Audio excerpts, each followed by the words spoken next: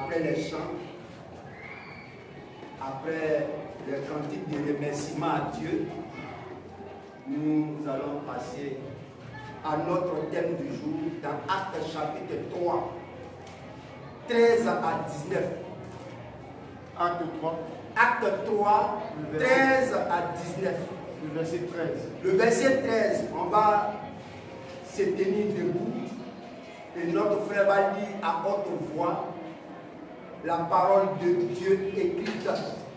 Acte 13. Acte 3. Acte 3, Le 13 à verset 19. 13. Oui. Le Dieu d'Abraham, Le Dieu d'Abraham, d'Isaac et de Jacob, le Dieu de nos pères, le Dieu de nos pères, a glorifié son serviteur Jésus, a glorifié son serviteur Jésus, que vous avez livré et renié devant Pilate, que vous avez livré et régné devant Pilate, qui était David qu'on le relâche. qui était David, qu'on le relâche. Vous avez renié le saint et le juste, Vous avez régné le saint et le juste, et vous avez demandé qu'on vous accorde la grâce de meurtrier. la grâce d'un meurtrier.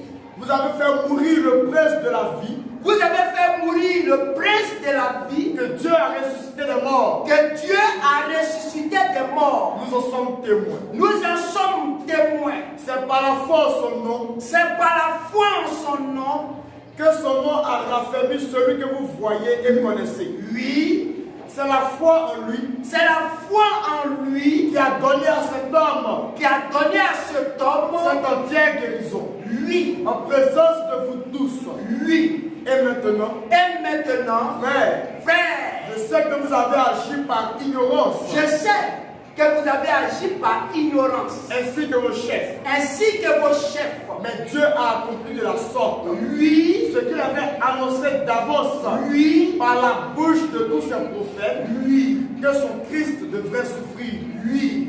Répondez-vous donc Répandez-vous donc et convertissez-vous, et convertissez-vous. que vos péchés soient effacés. Alléluia. Amen. Gloire soit rendue à Dieu, notre Seigneur et Sauveur, Jésus-Christ.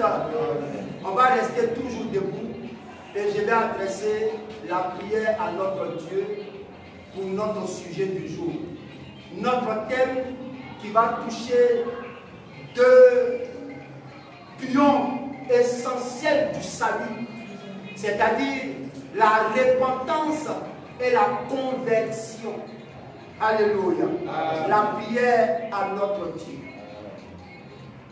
Merveilleux Père Céleste, notre Dieu et notre Créateur, tu es le Tout-Puissant. Et en dehors de toi, aucun n'est Dieu. Ton nom est Jésus-Christ.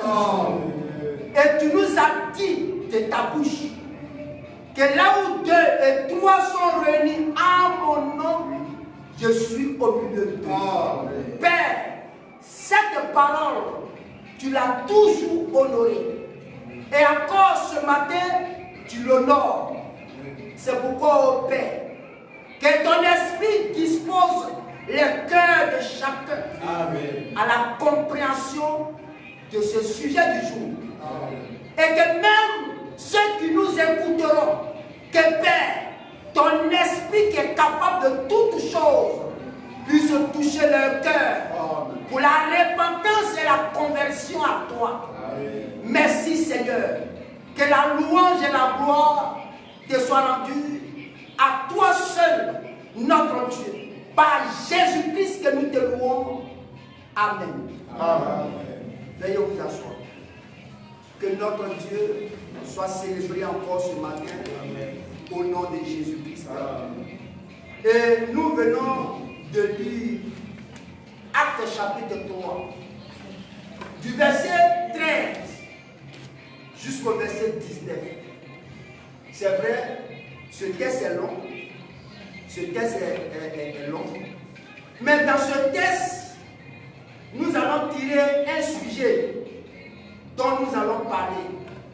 Un sujet important, vraiment important, capital, en vue du salut de l'homme.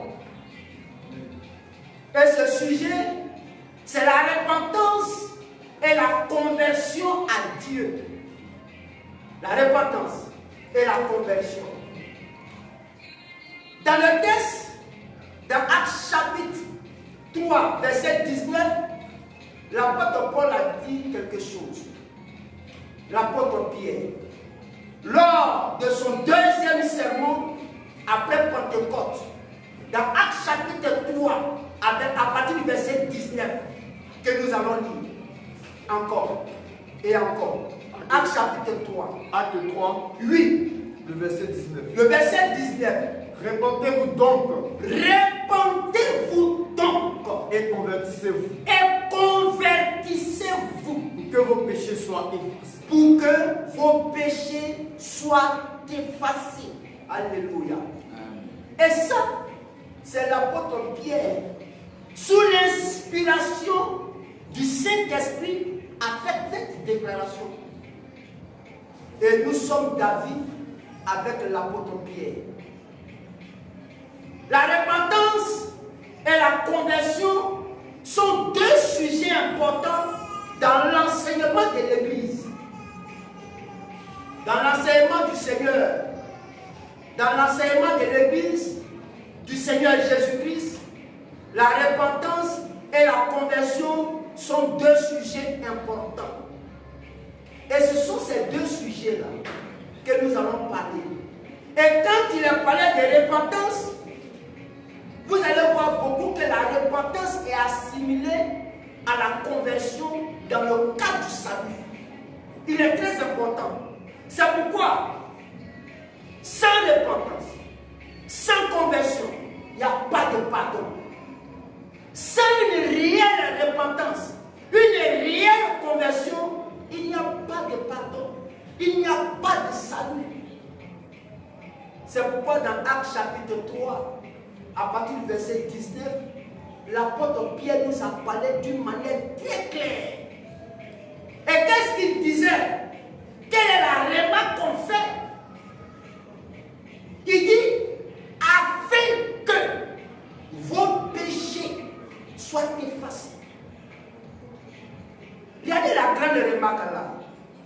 La grande remarque, dans ce que Pierre a dit, l'apôtre Pierre nous dit, pour que vos péchés soient effacés, vous avez besoin de vous repentir donc et de vous convertir. Donc en réalité, un homme qui n'est pas repenti réellement, sincèrement et converti, il n'est pas pardonné. Ses péchés ne sont pas effacés. Il n'est pas sauvé. Il n'y a pas de salut. Et ce que Pierre a dit, demeure pour toujours en tant qu'enseignement de l'Église. Alléluia. Et nous, on se réjouit d'entendre de telles paroles. Aujourd'hui, quand nous voyons dans le monde, partout, les gens ne sont pas encore repentis. Les gens ne sont pas encore convertis. Ceux qui sont repentis réellement, qui sont convertis réellement, seuls l'Église du Seigneur Jésus-Christ. Tous ceux qui sont membres du corps de Christ réellement, ceux-là sont repentis et ils sont convertis réellement. Mais qu'est-ce que la conversion? Et qu'est-ce que la repentance? Ces deux-là sont essentiels. Qui n'a pas passé là ne peut pas parler de salut. Tu peux te tromper toi-même, puisque tu n'es pas repenti. Or, la repentance et la conversion ne viennent pas d'un mensonge. C'est là le problème aussi. La conversion, la repentance ne vient pas d'un mensonge, un enseignement falsifié concernant l'évangile, concernant la personne de Jésus. Là où il n'y a pas de vérité prêchée, là où la vérité concernant, amenant au salut n'a pas été prêchée dans la clarté, et que c'est le mensonge qui a été prêché, il ne peut pas avoir des repentis pour un tel homme. Il ne peut pas avoir de conversion pour un tel homme. Parce que la conversion et la repentance commencent au tout d'abord par la proclamation de la vérité de la parole de Dieu. Et c'est là, nous, notre sujet aujourd'hui. C'est là, nous, notre sujet aujourd'hui. Et nous rendons grâce à notre Dieu. Nous rendons honneur à notre Dieu d'avoir connu la vérité. Amen. De l'avoir vraiment connu la vérité. Nous rendons gloire à Dieu. Alléluia. Amen. Et si on se rappelle très bien, dans le premier sermon de l'apôtre Pierre, le jour de Pentecôte, vous allez même voir que ça fait partie de l'enseignement de l'Église. Le jour de la Pentecôte, lorsqu'il reçut le Saint-Esprit, le jour de la Pentecôte, et que Pierre a commencé son sermon, il a exigé aux auditeurs de ce temps-là, les Juifs, il a exigé quoi? La repentance. Alors, à ce que Pierre nous dit au sujet de la repentance, qu'est-ce qu'il dit? Acte 2, 36 à 38. Lisons le premier sermon de Pierre. Allons-y. Acte 2. Acte 2. Le verset 36. Au verset 36. Que toute la maison d'Israël. Il dit que toute la maison d'Israël. Sache donc. Avec certitude. Que Dieu a fait Seigneur et Christ. Que Dieu a fait Seigneur et Christ. C'est Jésus que vous avez crucifié. C'est Jésus que vous avez crucifié. Après avoir entendu ce discours, ils eurent le cœur vivement touché. Ils ont eu le cœur vivement touché. Et dirent à Pierre. Et ils ont dit à Pierre. Et aux autres apôtres. Hommes frères. Que ferons-nous? Mais qu'est-ce que nous on doit faire? Pierre leur dit. Voilà la première chose que Pierre a exigé de ceux qui l'écoutaient. Oui, repentez-vous. Il a exigé la repentance. Il dit, repentez-vous. Oui. Et que chacun de vous. Soit baptisé au nom de Jésus-Christ. Au nom de Jésus-Christ. Pour le pardon de vos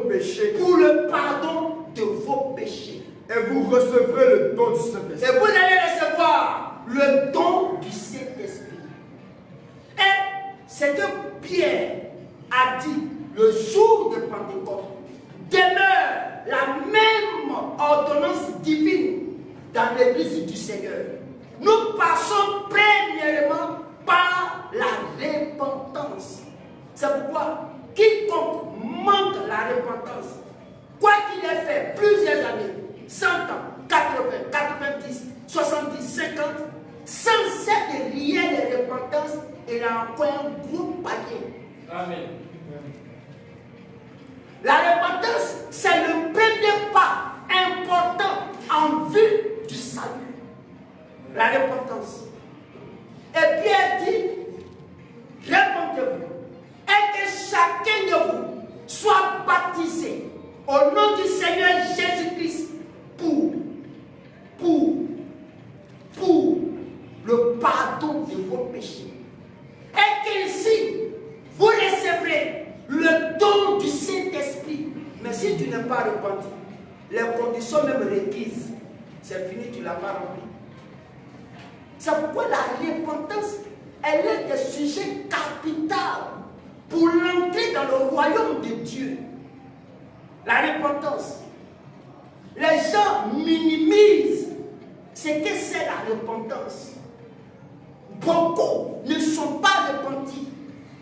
Beaucoup n'ont pas passé par ce filtre-là. Ils ne sont pas repentis, beaucoup. On me dira que même, nous sommes repentis parce que nous croyons au Seigneur Jésus-Christ. Ah oui, vous croyez au Seigneur Jésus-Christ.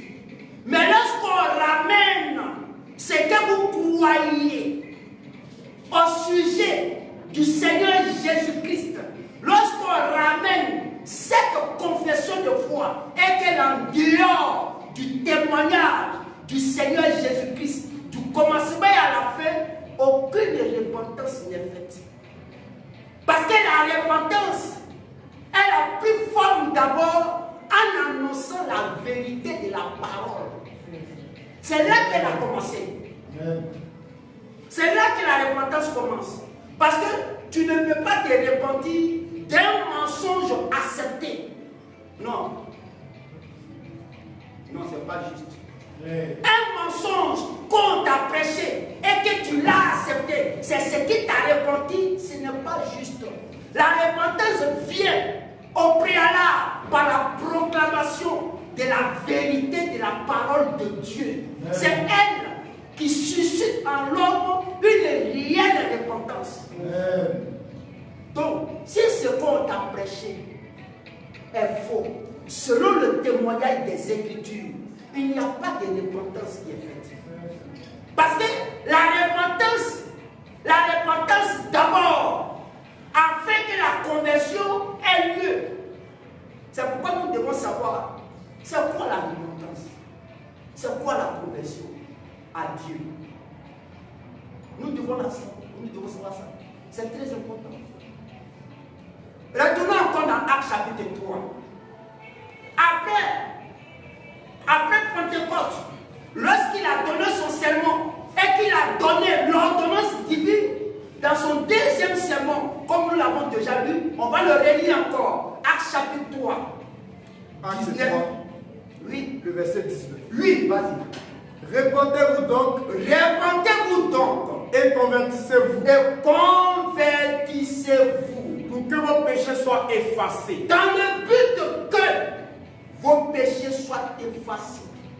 Mais s'il n'y a pas de repentance et qu'il n'y a pas de conversion, vous êtes encore des païens. Quoique vous êtes encore en vie, mais vous êtes encore des païens. Parce que vous n'êtes pas repentis et vous n'êtes pas convertis. C'est ça. 2 Pierre 3. Allons encore. En 2 Pierre 3. Dans l'épître de Pierre, il nous a exigé encore quelque chose. La chose qu'il a dite, sous l'inspiration du Saint-Esprit, il écrit ceci. 2 Pierre 3, 9. 2 Pierre 3, 8. le verset 9. Au verset 9. Le Seigneur ne tarde pas dans l'accomplissement de la promesse. Dans l'accomplissement de la promesse. Comme quelques-uns le croient. Comme quelques-uns le croient. Mais il use de patience envers vous. Mais le Seigneur, là, il use de patience envers nous. Ne voulant pas qu'aucun périsse. Voilà ce qu'il ne veut pas. Ça, c'est la volonté première. Il ne veut pas qu'un homme périsse. Oui. Mais voulant que tous arrivent à la repentance. Mais quand Pierre écrivait, il n'a pas écrit ça de lui-même. Pierre n'a pas écrit ça de lui-même. Pierre a dit ce que le Seigneur a dicté. Il dit, voulant que tous parviennent à la repentance. Mais pourquoi parviennent à la repentance? Parce que la repentance est le premier pas en vue du salut. Si tu as raté la repentance, tu es encore un païen. Tu es encore un païen. C'est pourquoi nous devons savoir qu'est-ce que c'est la repentance et qu'est-ce que c'est la conversion. Si nous ne savons pas ça, tous peuvent dire, je suis repenti, je suis converti. Mais c'est les Écritures qui vont nous dire si tu es converti ou si tu es repenti. C'est seules les Écritures qui peuvent le dire. Et Pierre a dit, et Pierre a si bien dit, repentez-vous donc et convertissez-vous. Mais pourquoi? Dans quel but? Pour quelle raison? Afin que vos péchés soient effacés. Donc si tu n'es pas repenti, que tu n'es pas converti, tes péchés demeurent toujours. C'est ainsi que tu n'as même pas le salut. Tu n'es pas sauvé. Tu es encore à l'état d'un païen. Mais laissons Pierre. Pierre lui a déjà dit ça. Parce que c'est l'enseignement de l'Église. L'Église du Seigneur Jésus-Christ, elle aux hommes, au monde. La repentance et la conversion. C'est pourquoi elle fait partie de l'enseignement de l'Église. Lorsque Paul, le Seigneur l'a envoyé, il a même parlé aussi de la repentance. Il a même parlé aussi de la conversion. Parce que ça fait partie de l'enseignement de l'Église. Alléluia. Alors, au niveau de l'apôtre Paul, qu'est-ce qu'il disait dans Actes chapitre 17, 22 à 30?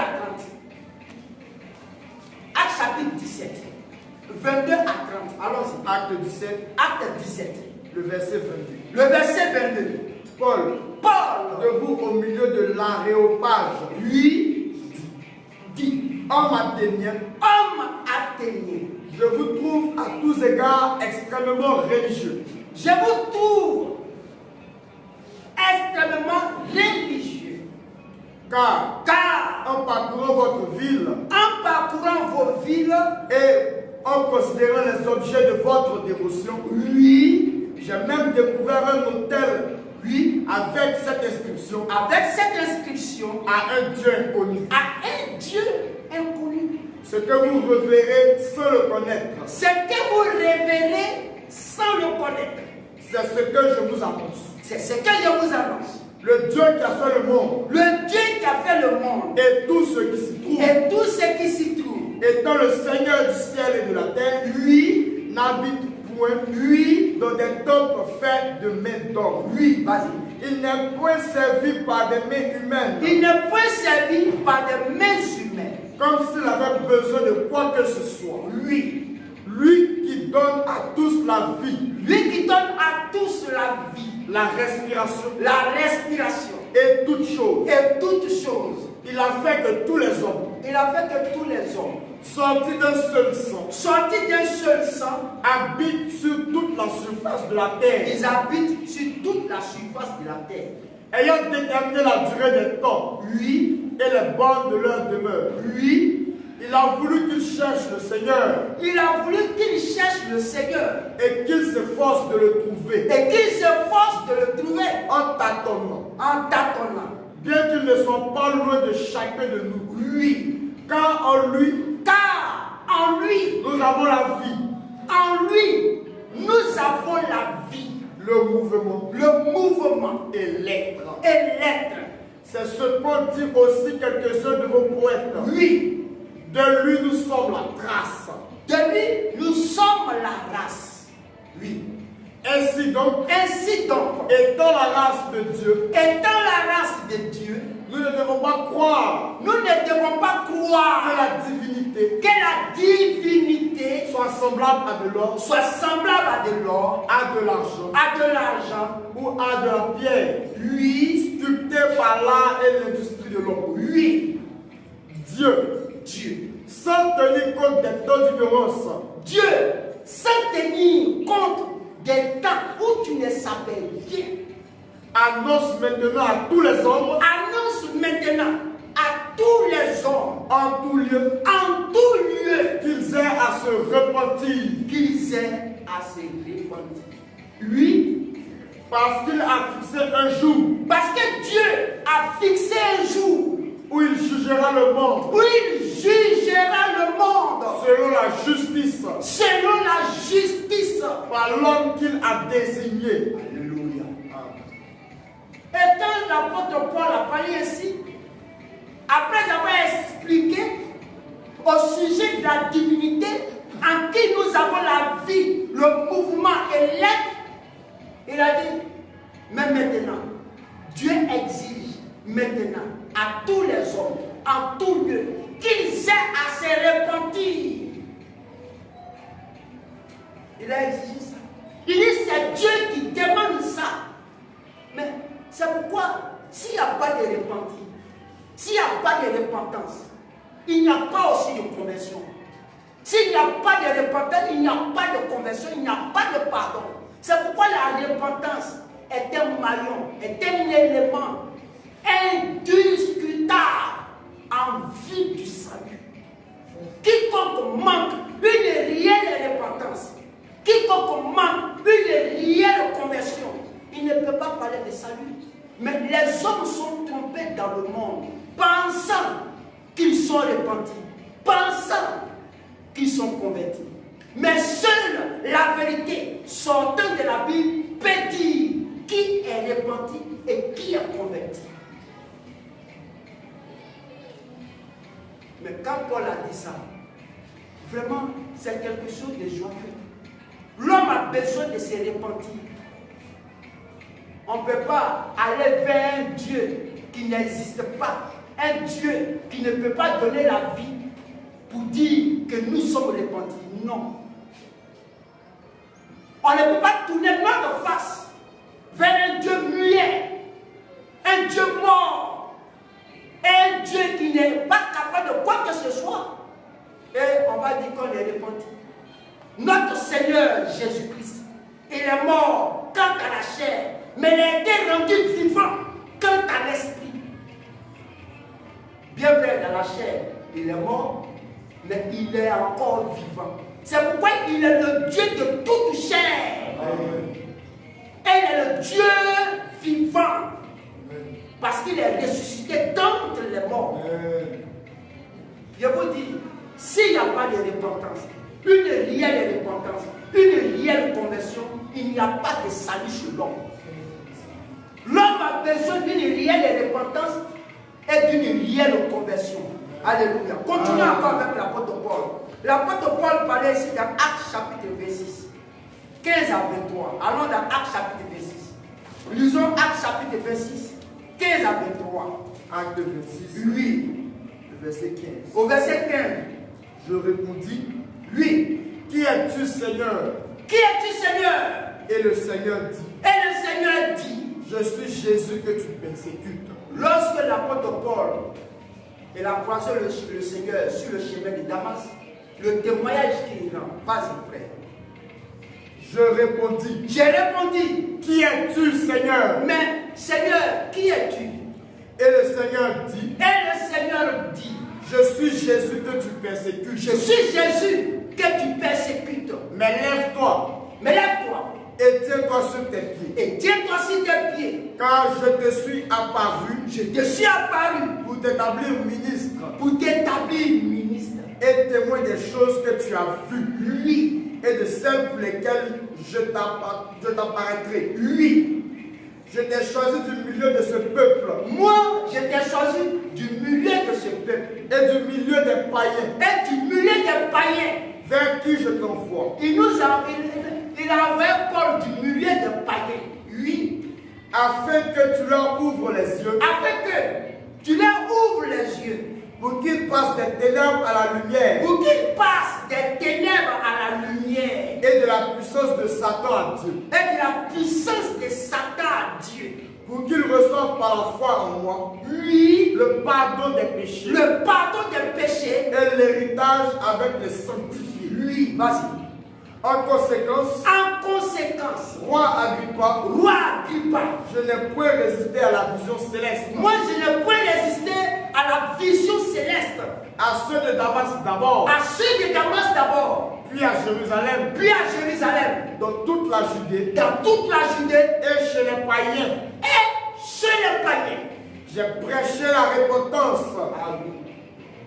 Il dit, de même que Pierre a prêché, exigé la repentance, Paul dit, j'ai prêché la repentance. Oui. Et la conversion à Dieu. Avec la pratique d'œuvres dignes de la repentance. Alléluia. C'est un sujet très important. La conversion, la repentance. Des sujets qui sont le cœur même amenant l'homme au salut. C'est très important. Mais que le Seigneur vraiment puisse ouvrir la compréhension de beaucoup. Que son esprit puisse ouvrir les yeux de beaucoup et qu'ils puissent comprendre que sans une réelle repentance, ils ne sont pas encore chrétiens. Sans une réelle repentance et une réelle conversion, ils ne sont pas encore chrétiens. Amen. C'est très important.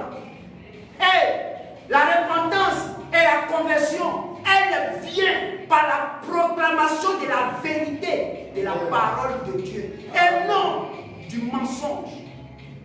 C'est pourquoi quand vous croyez à un mensonge, vous ne pouvez pas parler de repentance et de salut. Ce n'est pas possible. Parce que Jésus est le chemin, la vie et la vérité. Mais tu ne peux pas venir dans le mensonge pour dire que toi tu es repentant. Non. C'est dans la vérité qui est la lumière. C'est elle qui produit sur le chemin de l'homme. La repentance et la conversion. Alléluia. Que Dieu soit loué. Lisons encore dans Romains 2, verset 4. Dans Romains 2, verset 4. Romains 2, verset 4. Romains 2, Oui. verset 4. Oui.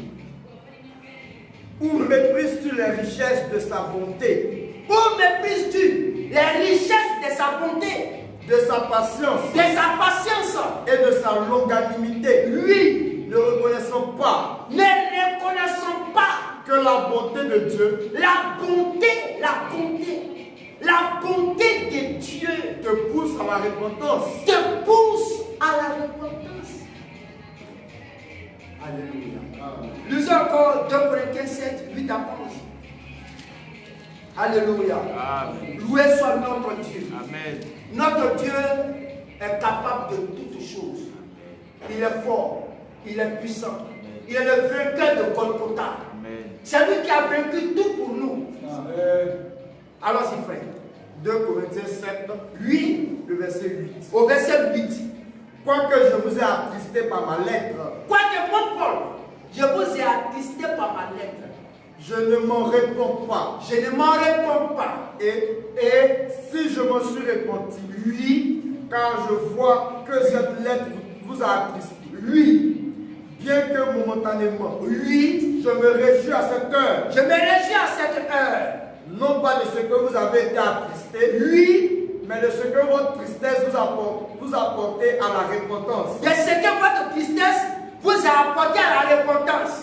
Car vous avez été attristé Vous avez été attristé selon Dieu, selon Dieu. afin de ne recevoir Oui, de notre part de notre part. aucun dommage. Aucun dommage. On continue jusqu'au verset 11. Au verset 10. Oui, vas-y. En effet, En effet, la tristesse selon Dieu la tristesse selon Dieu produit une repentance à salut, produit une repentance à salut dont on ne se répand jamais. dont on ne se répand jamais. Tandis que la tristesse du monde Tandis que la tristesse du monde là produit la mort. Alléluia. Amen. C'est pourquoi la repentance, c'est pourquoi la repentance et la conversion sont produits par l'Esprit de Dieu. Aucun homme ne peut se repentir lui-même. Non, non, non. Elle est produite par l'Esprit de Dieu. C'est l'Esprit de Dieu qui apporte en l'homme cette tristesse, ce regret-là. Il faut l'Esprit de Dieu. C'est pourquoi, lors de la proclamation du message divin, du salut, l'Esprit de Dieu, le Saint-Esprit, commence cette œuvre à celui qui l'a destiné à la vie. En l'amenant à la repentance, ce n'est pas toi qui te répand. Non. L'Esprit de Dieu œuvre à travers chacun. La conversion, la repentance sont des produits faits par l'Esprit de Dieu dans l'être humain.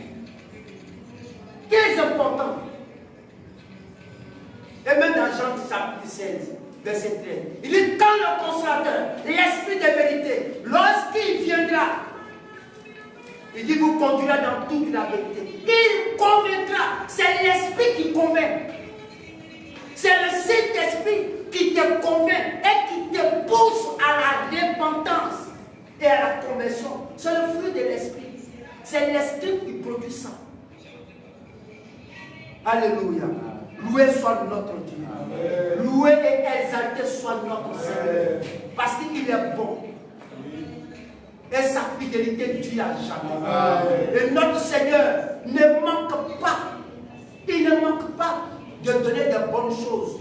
Amen. Alléluia. Amen. C'est pourquoi nous devons vraiment que les gens puissent savoir, comprendre que la repentance est une œuvre produite par l'Esprit de Dieu. Amen. La conversion, elle est produite par Dieu. Ces deux-là sont le cœur. Que vraiment les gens puissent être réellement réconciliés. Lorsque le Seigneur est arrivé, quand le Seigneur lui-même a dit, au commencement même de son ministère, il a même exigé la repentance. Dans Matthieu 4, 17. Matthieu 4, verset 17. Alors, en Matthieu 4, verset 17. Matthieu 4, Oui. verset 17. Oui. Dès ce moment, Jésus Jésus commença à prêcher et a dit, oui, repentez-vous, répentez-vous. car le royaume de Dieu est proche. Il dit, répentez-vous, car le royaume de Dieu est proche. Il demande la repentance. Lorsqu'il était présent dans la chair, il exigeait aussi la repentance. De même que Pierre l'a exigé. De même que Paul l'a prêché. Le Seigneur Jésus même l'a parlé de ça. Il a demandé la repentance. Parce que la repentance est très importante. Oui, il a demandé la repentance. Et même il a dit que la repentance devait être prêchée en son nom. Dans Luc 24, verset 47. Que nous allons dire encore. Luc 24, verset 47.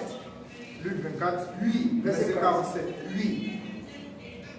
Et que la repentance Et que la repentance et le pardon des péchés et le pardon des péchés seraient prêchés en son nom seraient prêchés en son nom à toutes les nations, à toutes les nations, à commencer par Jérusalem. à commencer par Jérusalem, à toutes les nations. La repentance devait être prêchée à toutes les nations sur la terre, mais à commencer par Jérusalem. Il a exigé ça. Notre Seigneur a exigé ça.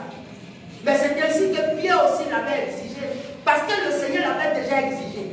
C'est pourquoi dans son sermon, le jour de Pentecôte, il a exigé ça. Oui. Mais Satan est faible. Il peut avec les hommes, mais il ne peut pas avec Dieu. Alléluia. Amen. Il peut avec les hommes, mais avec le Seigneur, il ne peut pas. Mais loué soit notre Dieu. Oui, l'Église a toujours passé par des moments difficiles. Mais l'Église est parvenue à tenir fort. Et le Seigneur le fera aussi. Pour la gloire de son nom. Amen. Alléluia. Amen. Lisons Luc 15. Qu'est-ce que le Seigneur disait dans Luc 15? Luc 15, 7. Luc 15, Luc 15, verset 7. verset 7. Oui. De même, Je vous le dis. Je vous le dis. il y aura plus de joie dans le ciel Il dit, il y aura plus de joie dans le ciel pour un seul pécheur qui se répand pour un seul pécheur qui se répand que pour 99 justes qui n'ont pas besoin de repentance. Ah oui. Il y a plus de joie dans le ciel. Il y a plus de joie dans le ciel pour un seul pécheur qui se répand. Un seul pécheur qui se répand à Dieu. Mais il y a plus de joie au ciel. Amen. Que 99 personnes justes qui n'ont même pas besoin de repentance. Ça veut dire qu'aujourd'hui, devant Dieu, un homme réellement repenti a de la valeur. Amen. Il a de la valeur. Vous ne voyez pas ça. Que la repentance est une clé, la repentance. Mais qu'est-ce que la repentance? Frères et sœurs, puisque c'est le nœud même de notre sujet, c'est quoi la repentance? La repentance est d'abord produite par Dieu, c'est ce que vous devez savoir. C'est Dieu qui produit en nous le vouloir et le faire. La repentance, elle est produite par Dieu. C'est son esprit qui amène l'homme à la repentance parce que tu es destiné à ça. Amen. Ah oui, ça il faut le savoir d'abord. Et la repentance c'est réellement un regret. Un regret sincère. La repentance est un regret sincère et profond, produit par l'Esprit de Dieu dans l'être humain qui mène une vie en dehors de la volonté de Dieu. Lorsque l'Esprit de Dieu s'est saisi d'une personne lors de la proclamation de la vérité, de la parole de Dieu, l'Esprit de Dieu le conduit à regretter sincèrement qu'il a vécu une vie en dehors de la volonté de Dieu. Ah oui, c'est ça la repentance. Vous pensez que c'est une définition simple? Ce n'est pas une définition simple. La repentance, en tant que regret sincère et profond, produit par l'Esprit de Dieu dans l'être humain, lors de la proclamation de la parole de vérité de Dieu. Et que cette personne, il ressent en lui que réellement, il a vécu une vie en venant sur terre. Il a vécu une vie, mené une vie. Mais cette vie qu'il menait, elle est en dehors de la volonté de Dieu. C'est que Dieu veut de lui. C'est l'Esprit de Dieu qui l'amène à ce regret-là. Il dit en bon. Donc voilà ce que Dieu veut de moi. Voilà ce que Dieu exige. Voilà ce que Dieu est. Voilà qui est Dieu. Voilà son message. Voilà sa volonté pour cette heure. Il dit mais non. Il dit mais non. J'ai mal agi envers Dieu. J'ai mal agi envers mon Créateur. Je n'ai pas suivi la voie que mon Créateur veut. Mais maintenant, étant parvenu à la connaissance de la vérité, alors je regrette et j'implore mon Dieu. J'implore mon Seigneur. Seigneur, aie pitié de moi parce que je ne savais pas. Voilà les repentances. Voilà les repentances.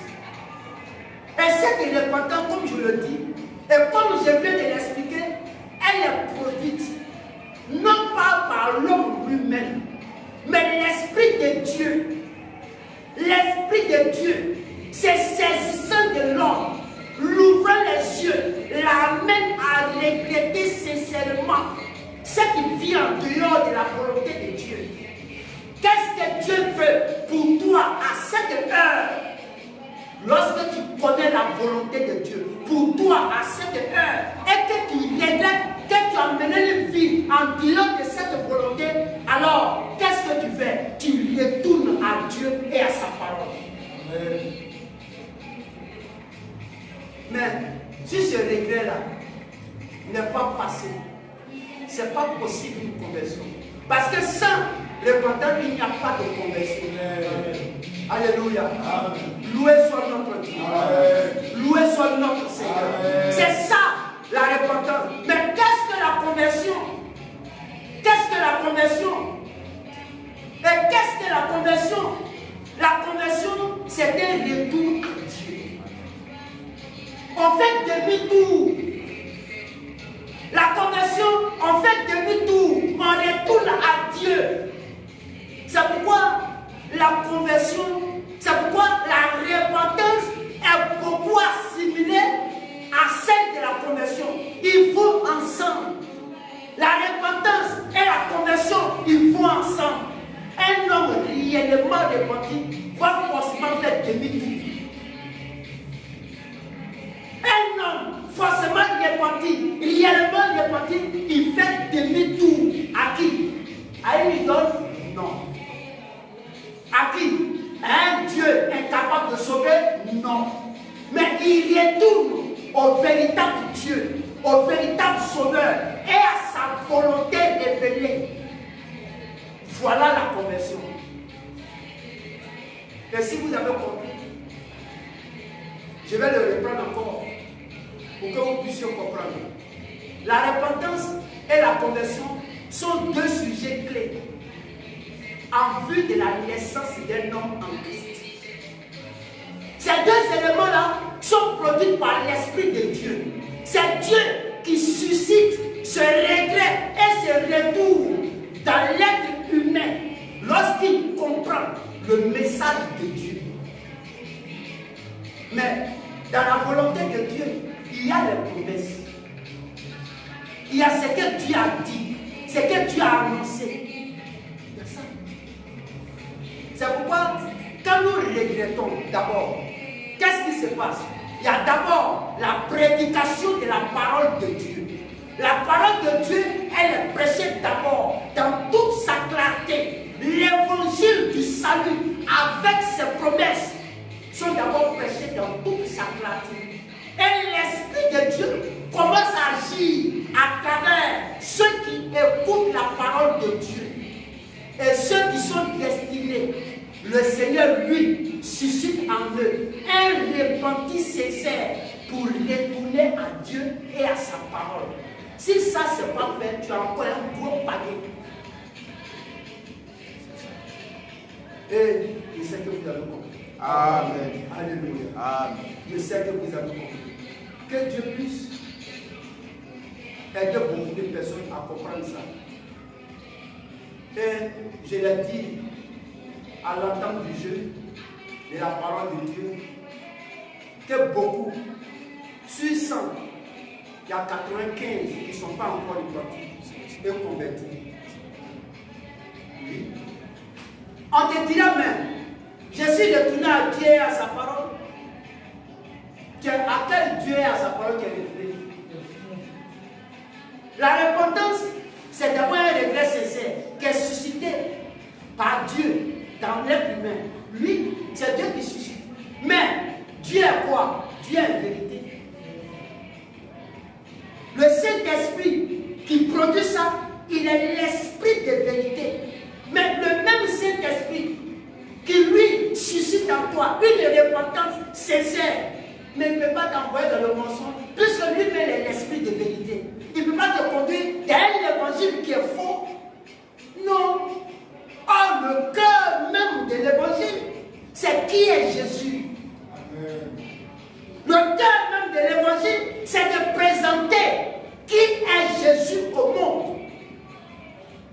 Mais tu ne peux pas me dire, tu crois un Dieu trinitaire et tu dis que tu es repenti. Non, ce n'est pas possible. Parce que dans la Bible, il n'y a pas de Trinité. Il n'y a pas. Ce n'est pas possible. Tu n'es pas repenti. Quoi que les gens peuvent dire, mais c'est ici qu'ils montrent si tu es repenti. C'est ici qu'ils montrent si tu es repenti. La seule église aujourd'hui sur terre qui est repentie, c'est seule l'église du Seigneur Jésus-Christ. Amen. À part elle seule, et tous sont des inconvertis. Mais qu'est-ce qui le prouve? On te dirait, mais qu'est-ce qui prouve ça? Qu'est-ce qui prouve? C'est la Bible qui prouve ça. Les Écritures témoignent ça. Que c'est que tu crois. C'est ça. C'est pourquoi nous disons que beaucoup ne sont pas convertis. À cause de quoi? À cause de ce qui est écrit ici.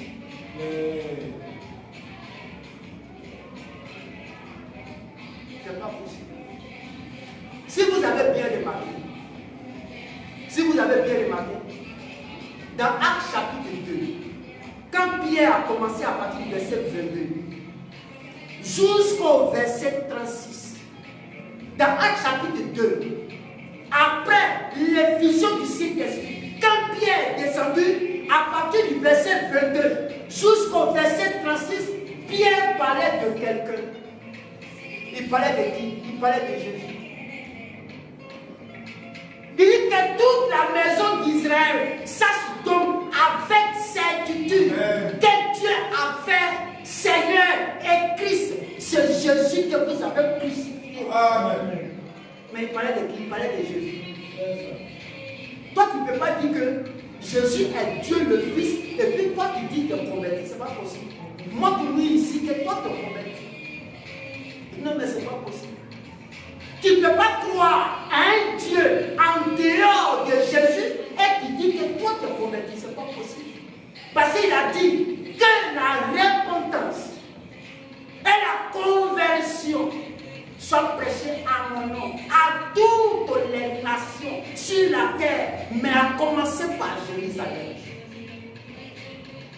C'est pourquoi Jésus a dit, si vous ne croyez pas ce que je suis, vous allez mourir dans vos péchés. Amen. Et dans Actes chapitre 3, à partir du verset 13 jusqu'au verset 18, mais de qui il parlait?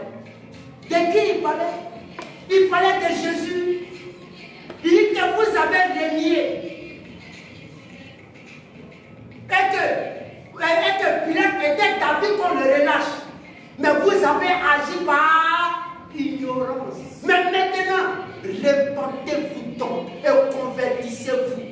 Mais le Jésus que Pierre a prêché, le Jésus que Jean a prêché, le Jésus que Paul a prêché, sur le témoignage qu'ils ont donné de Jésus, s'il n'est pas le même que ce que toi tu as reçu, tu n'es pas repenti. C'est ce qui est juste, tu n'es pas repenti. Amen. Tu n'es pas repenti. Que Dieu nous vienne en aide. Amen.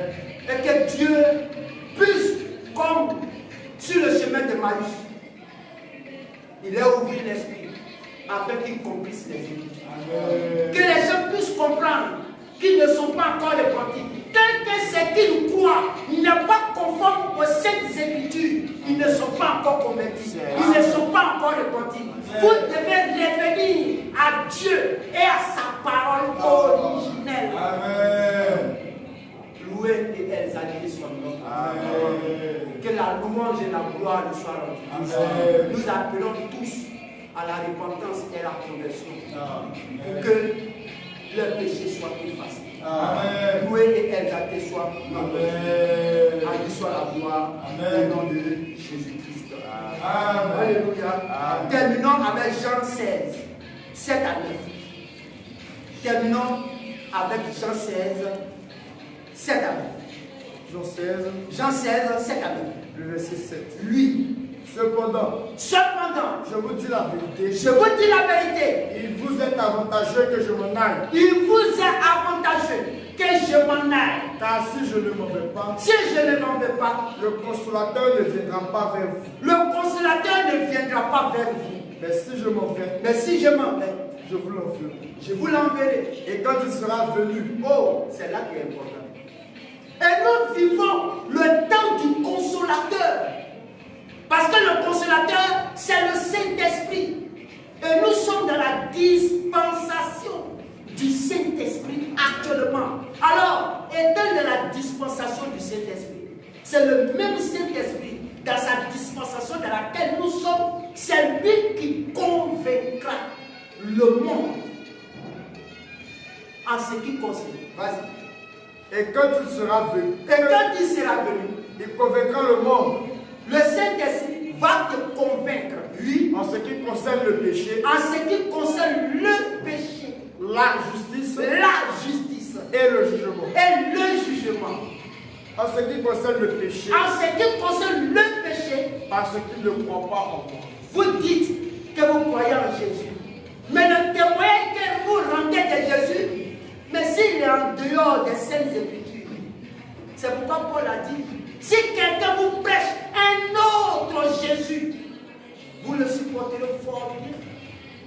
Il y a une possibilité qu'il reçoive un autre Jésus qui n'a rien à voir avec ce que Pierre, Paul, Jean, tous ceux l'ont dit selon les Écritures.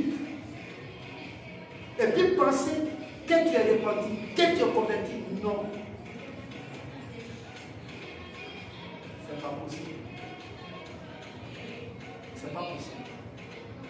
Or, pour terminer, le jour de la Pentecôte, dans Actes chapitre 2, 41 à 42, lisons le témoignage et nous avons terminé. Acte 2, 41 à 42.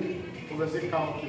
Oui. Ceux qui acceptèrent sa parole Ceux qui acceptèrent sa parole furent baptisés. ils furent baptisés. Et en ce jour-là, Le nombre des disciples oui, s'augmenta d'environ 3000 âmes. ceux qui ont été baptisés, qui ont accepté la prédication de Pierre, il dit qu'il y a eu plus de 3000. Vas-y. Ils persévéraient dans l'enseignement des apôtres, dans la communion fraternelle, dans la fraction du pain, et dans les prières. Mais là, l'apôtre Pierre nous a dit, il persévérait. Qui persévérait? Ceux qui ont accepté la prédication de Pierre et qui se sont baptisés, c'est eux. Au verset 42, ils persévéraient dans ce que les apôtres enseignaient. Or, les apôtres, là, ils ont enseigné la repentance et la conversion à Dieu. Loué soit notre Dieu. Amen. Que notre Dieu soit élevé. Amen. Il est toujours élevé. Amen. Il restera élevé. Toujours. Il est puissant. Il restera toujours puissant. Toujours. À lui soit l'honneur. Il recevra toujours l'honneur de nous. Toujours. Parce qu'il est digne d'être adoré. Amen. Et il sera toujours adoré. Toujours. Parce qu'il est Dieu. D'éternité en éternité. Au nom de Jésus-Christ. Amen. Nous avons terminé. Amen.